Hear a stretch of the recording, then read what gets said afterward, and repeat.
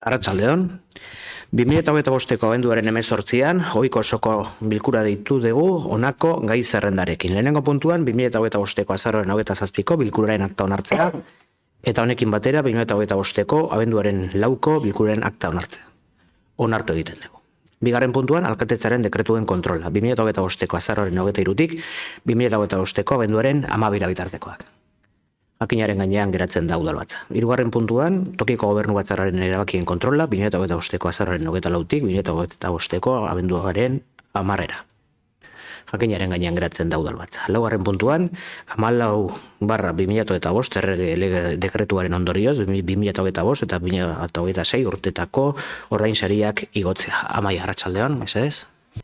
Arratsaldeon.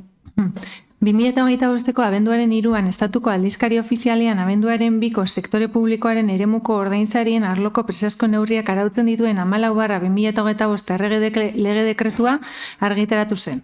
Lege horrek besteak beste sektore publikoaren zerbitzuko langileen ordainsariek 2025 eta 2026 urteetan izan ditzaketen gehieneko igoerak orokorrak ezartzen ditu. Giza baliabidetako arduradunaren txostenean azaldutakoaren arabera, nahiko aurrekontu dago 2025 eta 2026 urteetan Zarauzko udaleko langileen ordainsariei goian aipaturiko legean ezarritako gehieneko igoerak aplikatzeko. Igoera horiek 2025ko abenduaren 4ko negoziazio mailan negoziatu dira. Horren bestez, ikusita espedientean dagoen dokumentazio eta antolakuntzako informazio batzordeak irizpena eman ondoren, udalbatzarrak hau batez edo gehiengoz erabakiko du lehena. 2025ko urtarrilaren 1tik aurrerako ondorioekin 2,5ko ordainsarien igoera orokorra onartzea. 2024ko abenduaren 31an indarrean dauden urteko ordainsariekiko Zarauzko udalaren zerbitzura diharduten enplegatuentzat. Bigarrena, 2026ko urtarrilaren 1tik aurrerako ondorioekin 1,5ko ordainsarien igoera orokorra onartzea, 2025ko abenduaren 31an indarrean dauden urteko ordainsariekiko Zarauzko udalaren zerbitzura dihartuten enplegatuentzat.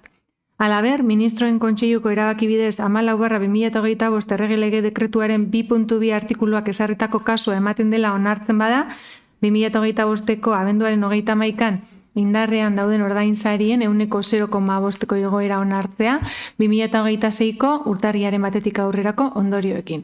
Eta hirugarrena, akordioa Gipuzkoako aldizkari ofizialean argitaratzea. Eskerrik asko, Amaia.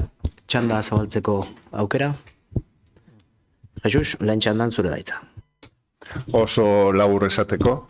Errege dekretuak maximo batzuek definitzen ditu, eta eudeletik jasotako gomendioa kontutan hartuta, Zarauzko udalak gure proposamena da, maximoiek aplikatzea Zarauzko udaleko langile guztiei. Bai, 2025ko urteari dagokionez, eta hau izango da, 2025ko urtarrilaren lehenengotik aurrerako kalkuloak egin behar dira, eta 2026an ere aurre ikusten dugu bai 1,5 eta baita ere dekretuak horrela esaten duelako, beste 0,5 gehigarri hori ere kontutan hartzen dugu gaur bozkatuko dugun honetan.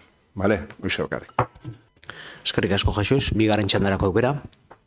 Bozkatu egingo dugu beraz. Laugarren puntua. 14/2025 errege lege dekretuaren ondorioz 2025 eta 2026 urteetarako ordainsariak igotzearen aldeko bozkak 19 aho batez onartzen da. Bosgarren puntua. 2026 urterako lanpostuen zerrenda onartzea. Amaia, mesedez?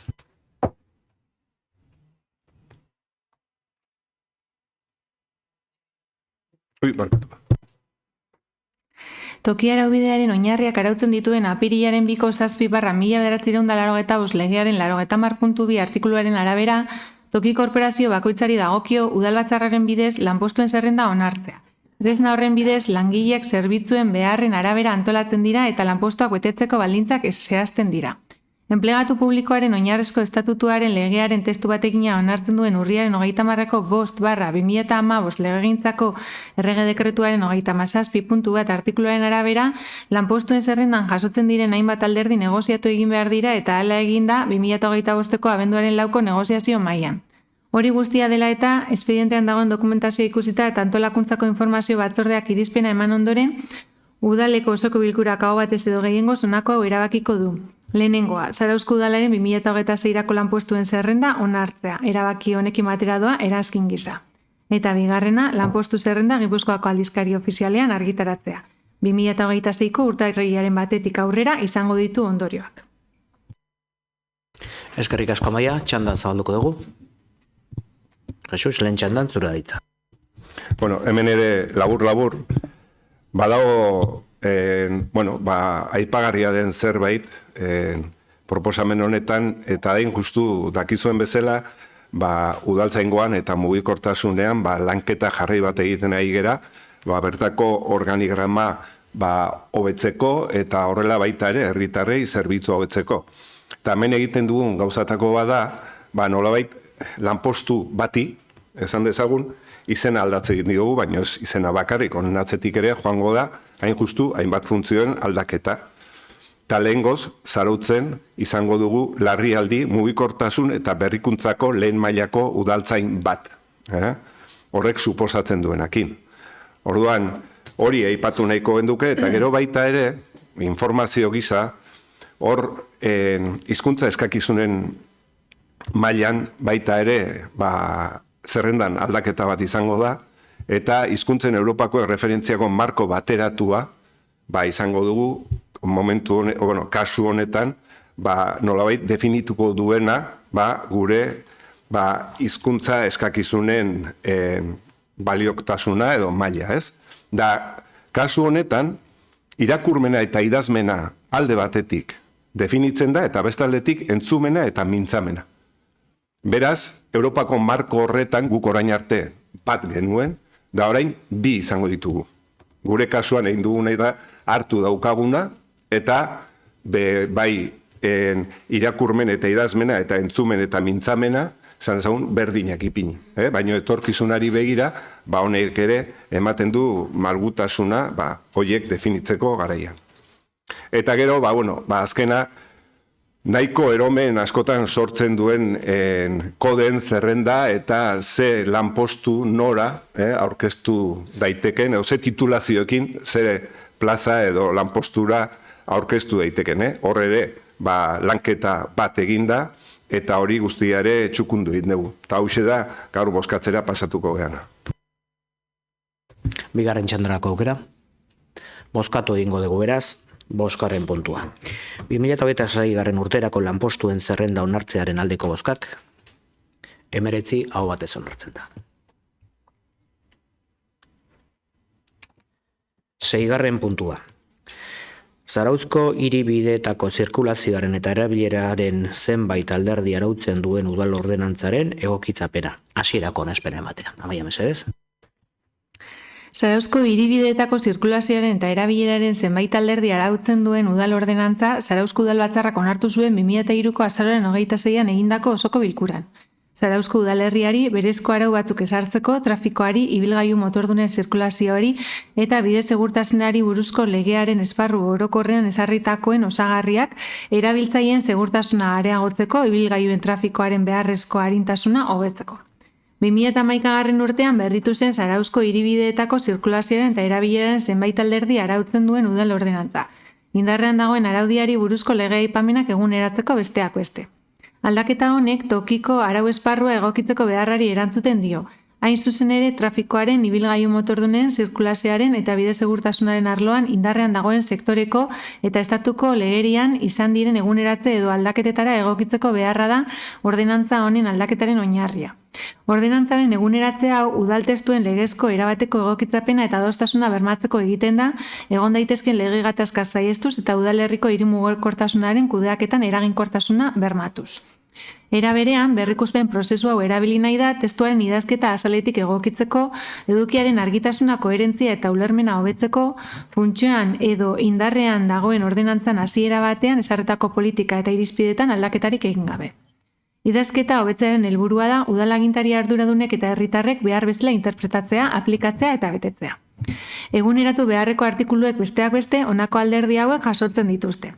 Lehentasunezko herri barruko bideen erregulazioa, ibilgailuen zirkulaziorako eta aparkatzeko mugak, baimen bereziak, samalanei buruzko araudia, salgai arriskutsua garraiatzeko arau espezifikoak eta dagokion zehapen araubidea. Xedapen guztiak esparru koherente eta eguneratu batean txertatzen dituzte indarrean dagoen estatuko eta autonomia erkidegoko araudiaren arabera. Esku hartze honi esker ordenantza moderno bat eduki ahal izango da, teknikoki zehatza, juridikoki sendoa eta aplikazio errezekoa. Bide segurtasuna, trafikoaren arintasuna eta hiriko espazio publikoko bizikidetza hobetzen lagunduko duena eta era berean trafikoaren udalkudeaketa eta araudia betetzea erraztuko duena. Udaltzaingoko eta mugikortasuneko AOT-aren txostenean prozeduraren beharra eta horretarako prozeduran emandako urratsen legezkotasuna balioztatzen dira. Udal idazkariak ordenantzaren aldaketarako prozeduraren legezkotasun juridikoari buruz egindako nahitaezko txostena ikusi da. Ordenantza arautzailearen testua egokitua aztertu da. Hori guztia ikusita eta herritarren informazio batzordeak aldeko irizpena eman ondoren, udalbatzaren osoko bilkurako hau erabakiko du. Lehenengoa, hasierako onarpena ematea Zarauzko hiribideetako zirkulazioaren eta erabileraren zenbait alderdi arautzen duen udal ordenantzaren egokitzapenari. Bigarrena, espedientea jendaurrean jartzea 30 lan eguneko epean, interesdunek erreklamazio edota iradokizunak aurkeztu ahal izan ditzaten, jendaurreko informazio tramitea iragarkien bidez jakinaraziko da udaletxeko iragarki taulan eta weborrian eta Gipuzkoako aldizkari ofizialean. Epe horretan erreklamaziorik aurkezten ez bada, behin betiko onartuta joko da eta Gipuzkoako aldizkari ofizialean argitaratuko da. Eskerrik asko, Amaia. Txanda zabalduko dugu. Bozkatu egingo dugu beraz, 6. puntua. Zarauzko hiribideetako zirkulazioaren eta erabileraren zenbait alderdi arautzen duen udal ordenantzaren egokitzapenari hasierako onespen ematearen aldeko bozkak, 19 aho batez onartzen da. Honekin eguneko azken puntura, 7. puntura, eskari galderen txandara iristen gara. Eskari galderarik? Bai, Inesio? Bai, ez da inungo ez eskari ez galdera komprometituik, lasai hon, segiten bukatuko dugu. Baina bai erabilineko nuke hitzartzea, danoik gabon zorintxuak opatzeko, espero dut urtia ondo bukatzia, eta osasunakin indarrakin hastia, 2026an proiektu eta ekintza asko dazkau, akordio zabala berko duzu aski, orduan, espero dut urren urtiare ona izatia, eta besteik urtia ondo bukatu, eta betasi. Eskerrik asko.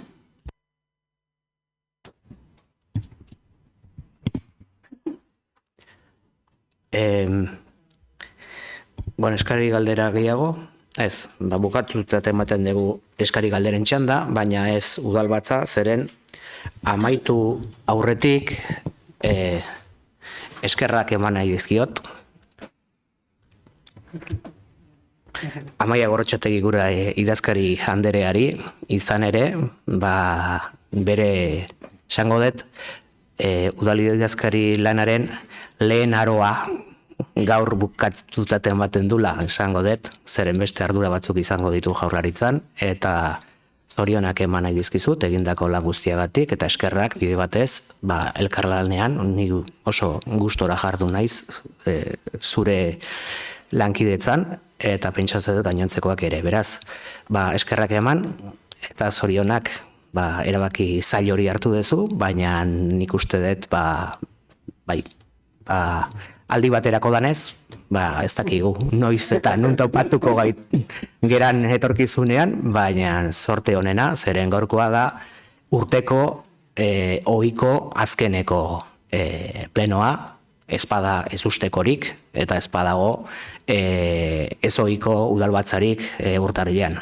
Beraz, ez da dira ala izan, eta gaurko honetan gure esker honena jaso ezazula. Eskerrik asko.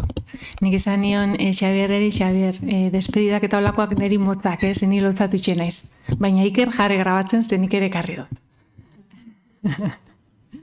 Nik ere eskerrak ematen nahi dizkizuet. Eskerrak ematen nahi dizkizuet, azteko dan hori, korporazioa saltzen dozuen zinegotzi guztieri, benetan, nire gaitxik, erakutsi dozuen errespetu eta konsiderazioa gaitxik.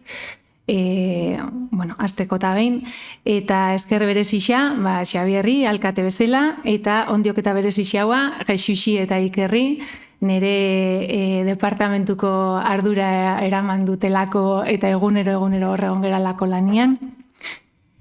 Eta batez ere, nire departamentuan nik nahi bezala antolatzeko eta kudeatzeko aukera eman diazuelako, ez? Azkenian hori ez da beti gertatzen.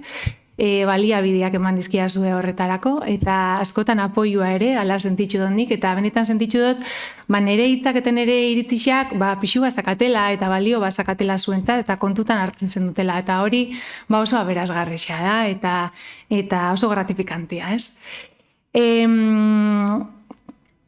Bueno, nahi dute esan, ondala 3 urte, ona etorri nintzanean oso udal antolatu bat bilau nuala. Ez nuan besterik espero, ala espero nuan, eta ala izan zen. Ondo antolatzeko udal batekin aurkitzu nintzala. Eta nik uste dut, 3 urte hauetan hobetu degula, ez? Lan asko indegula, gauza batzuk berritzaileak pentsatu nahiko nuke aurrera eraman ditugula. Eta guzti hori da baita ere nire lankideen meritua, ez? Eskerrak eman nahi dizkien nire lankide guztieri, departamento guztietakoeri, eta esker bereziak nire departamentukoeri, idazkaritza eta sekueri, oso erreza izan da idazkaritza eramatia, dagoalako jende mundiala. Eta udaletxe hontan orokorrean, dago kalidade profesional eta pertsonaleko jendia. Oso kalidade profesional eta personal altuko jendia, eta zuek euren buru zendaten einia eskatzen dizuet aprobetxatzeko eta zaintzeko, ze udaletxe guztietan ez da olako jendia, eta gozada bat izan da hemen lan haitxia.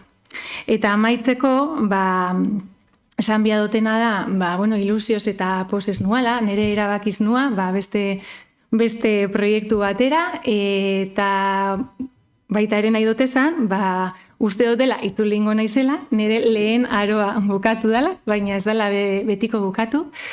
Itzulingo naizela, posik itzuliko naizela itzultzen nahi zenian. Eta itzuliko naizela, pentsatzen dut, jakintza gehixaokin, kompetentzia gehixaokin, habilidade gehixaokin, eta nire berzio hobeago bat eskaintzera, udaletxe honi, eta nik asko maitxe duten herri honi ere bai. Eta eskerrik asko dan hori, eta hurrengo arte.